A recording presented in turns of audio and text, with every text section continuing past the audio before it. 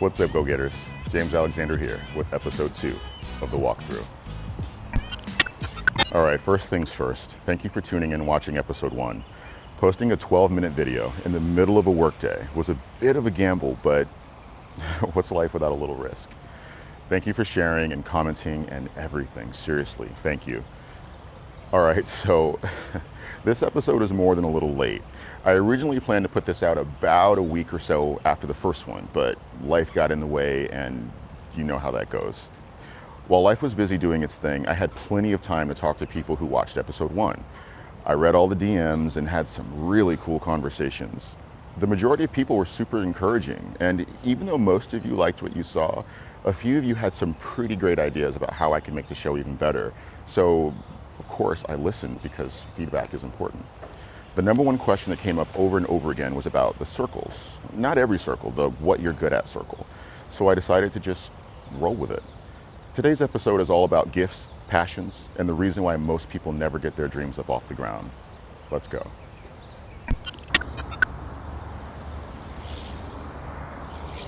Everyone has a unique gift, something that is just undeniably you. It's part of your DNA. It naturally draws people to you. It's not a skill or something you learn. It's a strength that you're born with. And when you connect it to your deepest passions, it's like rocket fuel for your big dreams. Now, most people never find this unique gift because they refuse to admit that they're good at anything. And I'll explain. Has anyone ever asked you, what's your talent? Did you shrug and say something like, nothing. I'm not good at anything. Which is obviously not true, right? Everyone has some kind of talent or secret skill. You're great at something, whether you like it or not. If anyone has ever said, wow, you're really good at fill in the blank, and made some comment about you doing it professionally, then there's a good chance that that's the gift. And that's the trouble, right? Your gift is something you were born with. So even though this superpower has been staring you right in the face for your entire life, it always has been, you probably aren't all that interested in it. That's just human nature, though. We rarely want the things that come easy. It's like when someone tries to hand you a flyer at the mall. You react with that polite smile, but inside you're recoiling in horror because you don't want them to come into your space. Your passion is different. You're not born with passion. Passion is something that either grows in you over time or clicks in an instant. It's something that caught your eye and for whatever reason ran away with your attention. The big mistake is when people think that passion alone will get their big dreams up off the ground and into the sky. It won't. The trick is taking what you're naturally great at and mixing it with what excites you. You've got to bring those two things together. And that's the sweet spot. If you do this right, you can reverse engineer whatever you want. You can make magic happen. You just need a clear understanding of each one before you can move forward. I'll give you an example. Over the last week or two, I reached out to a few go-getters and asked them to answer just 2 questions. First, tell me what your natural talent is. What do you think you're good at? And second, tell me what you're crazy passionate about. Here's what they said. My gift is being able to think of ideas for crazy new businesses. I think my gift is that I'm driven. I refuse to be complacent in career, family, education, health and fitness. I think my greatest gift is being able to understand other people's perspectives and points of view and being empathetic no matter who it is. I'm very passionate about art and painting. My biggest passion, I would say, is people. My passion, which I am lucky enough to turn into a career, is helping women get to know their bodies, get to know the strength of their bodies, especially during pregnancy and postpartum. So now that we understand the difference between gifts and passions, what can we do about it? First, you've got to come to grips with the fact that there is something special that you bring to the table. I know you're probably thinking that that shouldn't be a problem, but you'd be surprised. Most people go too far in either direction. They either think that they're God's gift, or they've convinced themselves that that special thing, whatever it may be, it just doesn't exist for them. So if you're one of the people you're just convinced that there's nothing special about you, here's a shortcut. What do you hear the most when people compliment you? What do strangers notice about you? And fair warning, it'll likely be superficial. It will likely 100% be superficial if they don't know you. So, for example, mine sticks out like a sore thumb. At least once a day, someone compliments me on my voice. They ask me if I sing or if I'm on the radio. I always joke around and say something like, "Thanks, I work out." Or I tell them that my dad is the Allstate guy. Are you in good hands? When I was younger, these same people suggested I go to broadcasting school or do voiceover work. I used to think, why would anyone want to listen to me talk? I'm not Morgan Freeman or James Earl Jones or the guy that does those awesome Planet Earth movies. But those were my limits. No one told me that I couldn't. If anything, the world kept telling me that I should. I put those limits on myself, a nasty habit that I had to learn how to break. If a bunch of people you don't know are all zeroing in on the same thing, there's a strong chance that something bigger than you is trying to tell you something. And be reasonable. This is a general statement. If people are always complimenting something like your eyes, then just be polite, ignore it, or, I don't know, go be an eyeball model. Here's another shortcut. Ask your friends, what are the first 3 things that come to mind when you think of me? Ask what they think you're really good at. And write it all down. Pay attention to what they say, because this is about what they perceive as a strength. And if they do, the world might. Again, you're not looking to marry their response, just let it point you in the right direction. 2, so the second thing is you want to learn how to hitch your passion to your gift to speed up the process.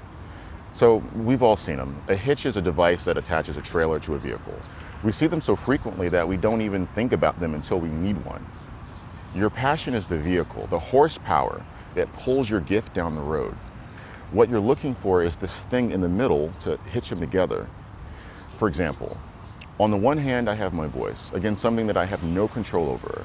And on the other hand, I have this passion for creative work, a deep desire to create and share stories that push the human race forward, stories that help people become the best and strongest versions of themselves. So how do you bring these 2 things together? Well, that brings me to the third thing. The easiest way for me to explain this is with something called flanking. I think this is ridiculously cool, so just stick with me a minute. Flanking is a military term that basically means to attack from the side. You know those battle scenes where 2 armies attack each other face to face, but then this battalion rolls in from the side and just wrecks house? That's flanking. You can flank just about anything you want to learn. Just think of it like this.